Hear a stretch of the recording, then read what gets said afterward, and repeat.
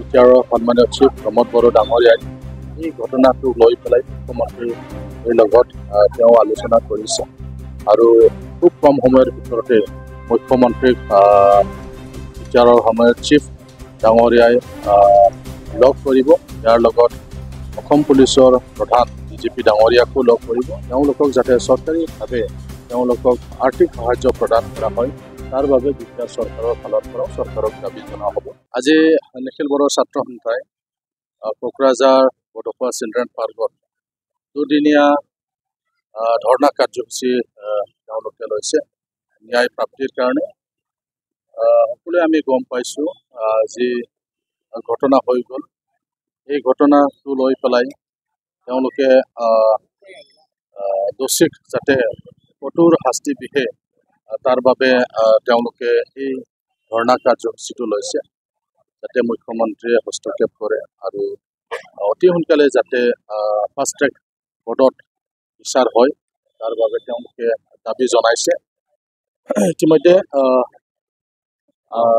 আমাৰ বিটিআৰৰ সন্মানীয় চিফ প্ৰমোদ বড়ো ডাঙৰীয়াই এই ঘটনাটোক লৈ পেলাই মুখ্যমন্ত্ৰীৰ লগত তেওঁ আলোচনা কৰিছে আৰু খুব কম সময়ৰ ভিতৰতে মুখ্যমন্ত্ৰীক বিটিআৰৰ সময়ত চিফ ডাঙৰীয়াই লগ কৰিব। ইয়াৰ লগত অসম পুলিচৰ প্ৰধান ডিজিপি ডাঙৰীয়াকো লগ কৰিব। এই ঘটনাটো যাতে অতি সোনকালে ফাষ্ট ট্ৰেক কোৰ্টত আনি পেলাই যাতে বিচাৰ কৰে তাৰ বাবে চৰকাৰৰ ফালৰ পৰাও দাবী জনোৱা হ'ব আৰু যিসকল ক্ষতিগ্ৰস্ত পৰিয়াল তেওঁলোকক যাতে চৰকাৰীভাৱে তেওঁলোকক আৰ্থিক সাহায্য প্ৰদান কৰা হয় তাৰ বাবে বিটিআৰ চৰকাৰৰ ফালৰ পৰাও চৰকাৰক দাবী জনোৱা হ'ব।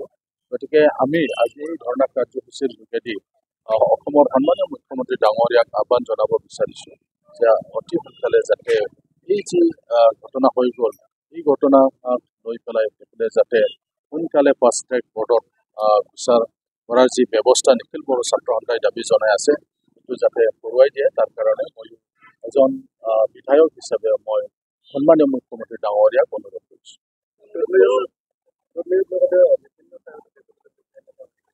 গোটেই অসমত ক'ত ক'ত যি ধৰণৰ ঘটনা হৈছে বিশেষকৈ ৰেপ কেছবিলাক যাতে এই ৰেপ কেছবিলাক যাতে দোষীয়ে হাৰি যাব নোৱাৰে সেইকাৰণে অতি সোনকালে ফাষ্ট ট্ৰেক কোৰ্টত বিচাৰ কৰি পেলাই বিহিত ব্যৱস্থা যাতে লোৱা হয়।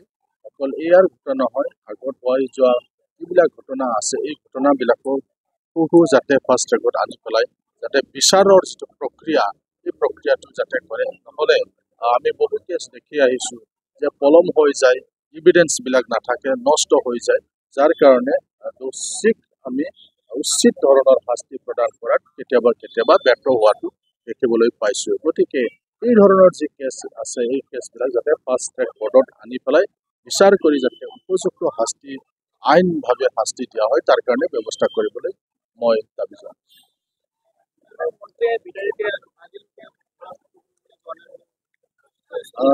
চাওক, আমাৰ ফালৰ পৰা দুধনৈৰ যি ঘটনা এই ঘটনাটো গোসাইগাঁৱৰ বিধায়ক জিৰণ বসুমতাৰী আৰু বিটিআৰৰ EM ৰঞ্জিত বসুমতাৰী আমাৰ দলৰ হৈ পেলাই আৰু বিটিআৰ চৰকাৰৰ হৈ পেলাই তেখেতসকলে সেই সময়তে তেওঁলোকক সাক্ষাৎ কৰিছিলে। যিহেতু আমি সন্মানীয় বিটিআৰ চিফ আৰু কেইবাজনো EM আৰু আমি বিধায়কসকলে এই সময়ত আমি দিল্লীত আছিলোঁ। মানে দিল্লীৰ যিটো অভাৰটেকিং কাৰ্যসূচী ইয়াত উপস্থিত থাকিবলৈ, তথাপিওতো আমাৰ দলৰ ফালৰ পৰা বা বিটিআৰ চৰকাৰৰ ফালৰ পৰা মানে এই ক্ষতিগ্ৰস্ত ফেমিলিসকলক লগ কৰিবলৈ এটা সজাতি দল পঠুৱাই দিয়া হৈছিলে। অসম চৰকাৰৰ পৰাও খবৰ লৈ আছে আৰু সেইকাৰণে আমি দাবী জনাইছোঁ যে অতি সোনকালে যাতে অসম চৰকাৰৰ ফালৰ পৰা ব্যৱস্থা লোৱা হয় তাৰ বাবে দলীয়ভাৱে আৰু বিটিআৰ চৰকাৰৰ ফালৰ পৰাও অতি সোনকালে মুখ্যমন্ত্ৰীক লগ কৰাৰ কাৰণে এটা সজাতি দল লগ কৰাৰ কাৰণে এটা সিদ্ধান্ত লৈছে। ইতিমধ্যে আলোচনাও চলি আছে মুখ্যমন্ত্ৰীৰ লগত, কিন্তু তেওঁক আমি লগ কৰি পেলাই আমি এইখিনি ব্যৱস্থা যাতে সোনকালে কৰে তাৰ কাৰণে আমি দাবী জনাব বিচাৰিছোঁ।